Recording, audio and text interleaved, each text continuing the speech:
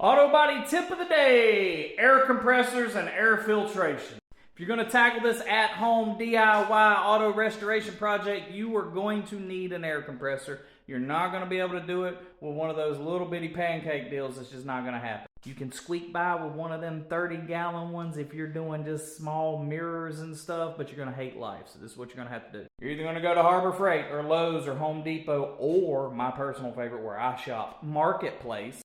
And you're going to get you at least a 60-gallon tank with hopefully around a 5-horsepower motor on top. Because pretty much every HVLP gun is going to need to have about 12 to 15 CFM of air at 40 PSI constant. And them little ones just don't have enough wind in them to carry your good flow across the top of a panel. You will literally start across the roof and it'll be good and you'll lose air pressure and then it'll just go to massive orange peel and you just can't have that. So jump on Marketplace, pick you up a 60-gallon or better air compressor used. They're good. Just check them and make sure it ain't straight rust coming out of the tank.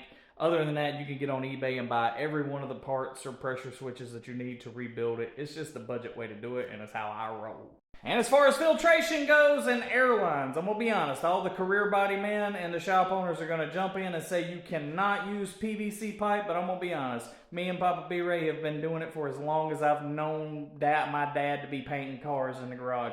They ain't never had no issue. If it starts leaking, you can literally just cut it out and glue in another piece. Because your air compressor is never going to see 200 PSI and all PVC pipe is rated for ridiculous PSI. So you ain't got to buy that expensive air line. And honestly, it's better than using the metal galvanized line because that stuff rusts and then you get rust in your paint jobs and it's not good.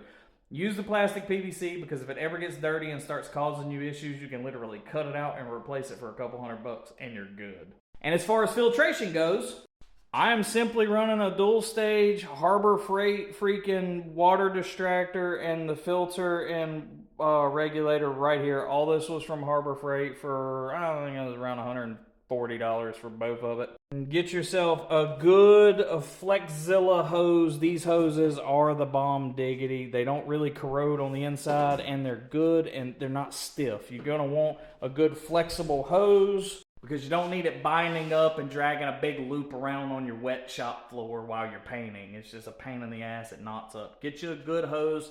You're like $50 for a good hose.